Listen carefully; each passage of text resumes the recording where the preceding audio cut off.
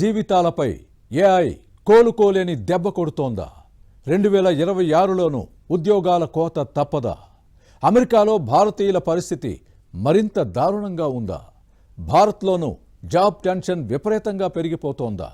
2030 నాటికి 30 లక్షల ఉద్యోగాలు రిస్క్ జోన్లోకేనా? ఏఐకి అడ్డుకట్ట వేయకుంటే ఇక అంతే సంగతులా?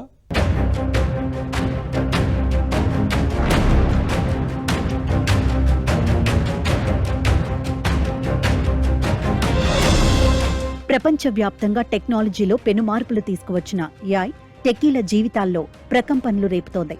ఏఐ సాంకేతిక కారణంగా ప్రపంచవ్యాప్తంగా లే ఆఫ్స్ పర్వం కొనసాగుతోంది. లే ఆఫ్ల టెన్షన్తో వరల్డ్ టెక్ ఇండస్ట్రీ వణికిపోతోంది. జూమ్ కాల్లో మాట్లాడుతూనే కంపెనీలు ఫైర్ చేసేస్తున్నాయి. ఏవో చిన్న చితక కంపెనీలైతే ఏమో అనుకోవచ్చు. లక్షల కోట్ల రూపాయల టర్నోవర్లు తెచ్చుకునే బడా కంపెనీలు సైతం ఉద్యోగులను ఇళ్లకు సాగనంపుతున్నాయి. మెటా, అమెజాన్, ఒరాకిల్ సహా బడా టెక్ కంపెనీలన్నీ ఇదే బాటలో నడుస్తున్నాయి. పొద్దున్న లేస్తే తమ ఉద్యోగం ఉంటుందో లేదో అన్న టెన్షన్తో ఐటీ ఉద్యోగులు వణికిపోతున్నారు. 2024లో 400 కంపెనీలు 1,10,000 మందికి పైగా కత్తెరవేశాయి. 2025లో 257 టెక్ సంస్థల్లోని 1.22 లక్షల మంది ఉద్యోగాలు కోల్పారు. జాబ్లెస్ బూమ్ రావచ్చని AI godfather Geoffrey Hinton 2025లోనే హెచ్చరించిన నేపథ్యంలో 2026లోనూ ఉద్యోగాల ఊచకోత ఖాయమన్న ఆందోళనలు వినిపిస్తున్నాయి.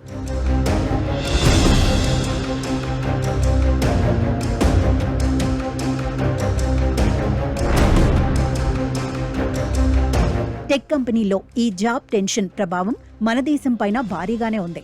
మన దేశంలోని కంపెనీలో మానవ వనరుల్ని క్రమంగా తగ్గించుకోవడం ఆందోళన కలిగిస్తోంది.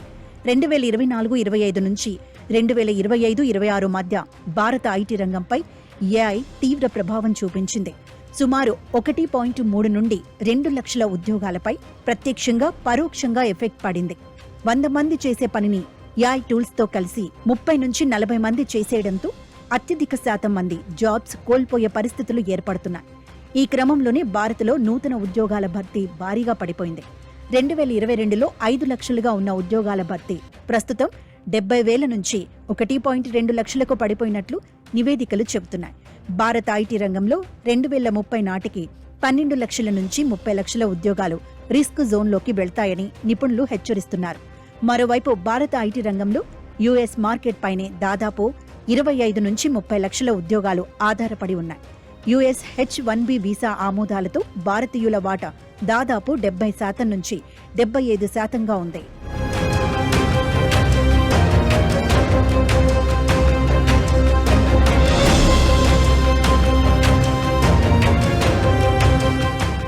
అమెరికాలోని వేలాది మంది భారతీయ సాఫ్ట్వేర్ ఉద్యోగుల పరిస్థితి అంతే. ఐటీ ఉద్యోగులు 2 వైపుల నుండి దెబ్బతింటున్నారు. ఒకవైపు మెటా, అమెజాన్, ఒరాకిల్ వంటి దిగ్గజ కంపెనీలు భారీగా ఉద్యోగ కోతలు విధిస్తున్నాయి. ప్రస్తుత టెక్ ప్రపంచంలో చాలా కంపెనీలు ఏఐపై దృష్టి పెడుతూ ఉద్యోగాల్లో కోతలు విధిస్తున్నాయి. గూగుల్, ఓపెన్ ఏఐ వంటి ప్రత్యర్థి సంస్థలతో పోటీగా నిలబడాలనే లక్ష్యంతో మెటా సీఈఓ జుకర్బర్గ్ మాత్రం ఏఐకే ప్రాధాన్యం ఇస్తున్నారు. ఈ ఏడాది ఏఐపై 125 బిలియన్ల నుంచి 145 బిలియన్ల వరకు ఖర్చు చేయాలని మెటా ప్లాన్ చేస్తోంది. 80% ఆఫ్ ఆల్ ఎంట్రీ జాబ్స్ అంటారండి. అంటే మొత్తం ఉన్న జాబ్స్లో 80% పోతాయని యాంథ్రోపిక్ సీఈఓ చెప్తున్నారు. ఇది వన్ లీడర్.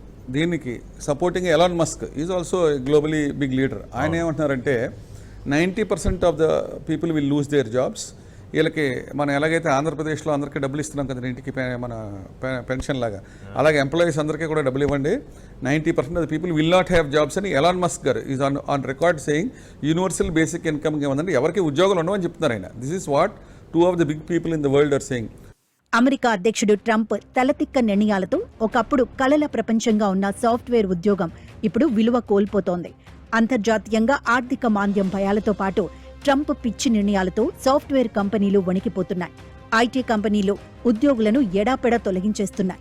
అమెరికా లాంటి విదేశాల్లో ఉన్న భారతీయులు ఈ లే ఆఫ్స్ ఒత్తిడిని తట్టుకోలేకపోతున్నారు.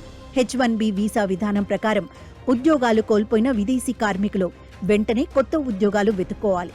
దీనికోసం వారికి కేవలం 60 రోజుల గడువు ఇస్తారు. ఈ గడువులోగా వారికి ఉద్యోగం దొరకకపోతే వారు అమెరికాను విడిచి వెళ్లిపోవాలి. ఉద్యోగాలు కోల్పోయిన చాలా మంది తాత్కాలిక B2 విజిటర్ వీసాకు మారడానికి ప్రయత్నిస్తున్నారు. ఈ వీసా వారిని 6 నెలల వరకు అమెరికాలో ఉండేందుకు అనుమతిస్తుంది. ట్రంప్ ప్రభుత్వం ఇప్పుడు వలస నిబంధనలను కఠినతరం చేయడంతో ఈ ప్రక్రియ కూడా మరింత కష్టతరం అవుతోందని నిపుణులు హెచ్చరిస్తున్నారు. అయితే కాస్ట్ కటింగ్ చర్యలకు కంపెనీలు ఏఐని సాకుగా వాడుకుంటున్నాయన్న ఆరోపణలు వినిపిస్తున్నాయి. ఏఐలో పెట్టుబడుల కోసమే ఎడాపెడా తీసేస్తున్నారని మరికొందరు నిపుణులు చెబుతున్నారు. ఏఐ విప్లవాన్ని తట్టుకొని నిలబడాలంటే, ఉద్యోగాలు నిలబెట్టుకోవాలంటే ఏఐలో పట్టు సాధించాల్సిందేనని నిపుణులు సూచిస్తున్నారు.